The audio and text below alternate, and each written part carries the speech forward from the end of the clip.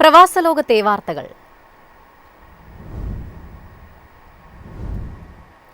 ഇനി Abu Dhabi Dubai യാത്രയ്ക്ക് 57 minute മതിയാകും. എത്തിഹാദ് റെയിൽ ഉടൻ കുതിച്ചു തുടങ്ങും. സ്റ്റേഷനുകളുടെ കൂടുതൽ വിവരങ്ങൾ കമ്പനി പുറത്തുവിട്ടു.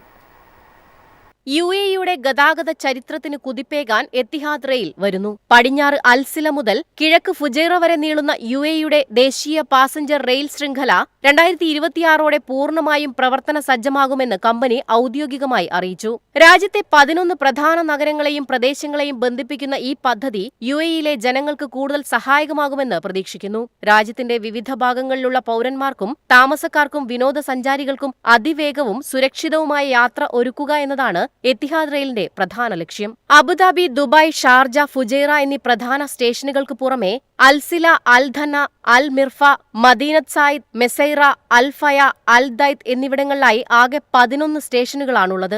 ഈ സ്റ്റേഷനുകൾ ഘട്ടം ഘട്ടമായാണ് യാത്രക്കാർക്കായി തുറന്നുകൊടുക്കുകയെന്നും അറിയിച്ചു. അബുദാബിയിൽ നിന്ന് ദുബായിലേക്ക് 57 minute, Abu Dhabi Fujairah 105 minute, Abu Dhabi Al Ruwais 70 minute എന്നിങ്ങനെയാണ് യാത്രാസമയം. ഓരോ ട്രെയിനിലും 400 യാത്രക്കാർക്ക് വരെ ഒരേ സമയം യാത്ര ചെയ്യാം. പ്രതിവർഷം ഏകദേശം 10 ദശലക്ഷം യാത്രക്കാർക്ക് ഈ സേവനം പ്രയോജനപ്പെടുത്താൻ സാധിക്കുമെന്നാണ് കണക്കാക്കുന്നത്.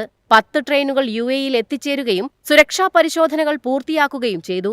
അടുത്ത 50 വർഷത്തിനുള്ളിൽ 145 ബില്യൺ ദിർഹത്തിന്റെ വർധനവ് ഈ പദ്ധതിയിലൂടെ ഉണ്ടാകുമെന്നാണ് പ്രതീക്ഷ. News desk MyFin TV. Bahrain മെട്രോയുടെ 1ാം ഘട്ട നിർമ്മാണ പ്രവർത്തനങ്ങൾ ആരംഭിക്കുന്നു. പ്രവാസികൾ ഉൾപ്പെടെ നിരവധി പേർക്ക് തൊഴിൽ ലഭിക്കും. ബഹ്റിൻ മെട്രോയുടെ 1ാം ഘട്ട നിർമ്മാണം ഉടൻ ആരംഭിക്കുന്നു. 20 സ്റ്റേഷനുകൾ ഉൾപ്പെടുത്തി 2 പ്രധാന പാതകളാണ് ആദ്യഘട്ട പദ്ധതിയിൽ ഉൾപ്പെടുത്തിയിരിക്കുന്നത്. നഗരത്തിലെ ഗതാഗതക്കുരുക്ക് ഒഴിവാക്കുന്നതിന്റെ ഭാഗമായി ജനസാന്ദ്രതയേറിയ മേഖലകളെ ബന്ധിപ്പിച്ചാണ് മെട്രോ പദ്ധതി തയ്യാറാക്കിയത്.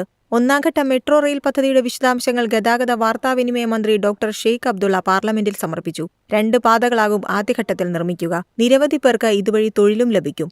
ബഹ്റിൻ അന്താരാഷ്ട്ര വിമാനത്താവളം മുതൽ സീഫ് ഡിസ്ട്രിക്ട് വരെയും ജുഫൈർ മുതൽ ഈസ ടൗണിലെ എഡ്യൂക്കേഷണൽ ഏരിയ വരെയും പാത നീളും. 20 സ്റ്റേഷനുകൾ പദ്ധതിയുടെ ഭാഗമായി സജ്ജമാക്കും. ജനവാസ കേന്ദ്രങ്ങൾക്കും വ്യാപാര കേന്ദ്രങ്ങൾക്കും പരമാവധി പ്രയോജനം ലഭിക്കുന്ന രീതിയിലാണ് സ്റ്റേഷനുകളുടെ സ്ഥാനം നിശ്ചയിച്ചിരിക്കുന്നത്.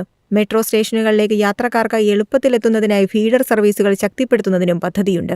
സ്വകാര്യ വാഹനങ്ങളെ ആശ്രയിക്കുന്നത് കുറയ്ക്കാനും സുഗമമായ യാത്ര ഉറപ്പാക്കാനും മെട്രോ സർവീസിലൂടെ കഴിയും. News desk MyFin TV. UAEയിൽ കറൻസി നിയമങ്ങൾ കർശനമാക്കി. പ്രവാസികൾ ശ്രദ്ധിക്കണമെന്ന് UAE സെൻട്രൽ ബാങ്ക് നിർദ്ദേശം നൽകി. UAEയിൽ താമസിക്കുന്ന സാധാരണക്കാരായ പ്രവാസികൾ രാജ്യത്തെ ബാങ്കുകളുടെ നിയമങ്ങൾ കർശനമായി പാലിക്കണമെന്ന് സെൻട്രൽ ബാങ്ക് നിർദ്ദേശം നൽകി. ബാങ്ക് നോട്ടുകൾ ശ്രദ്ധയോടെ കൈകാര്യം ചെയ്യേണ്ടത് ഓരോ പ്രവാസിയുടെയും കടമയാണ്.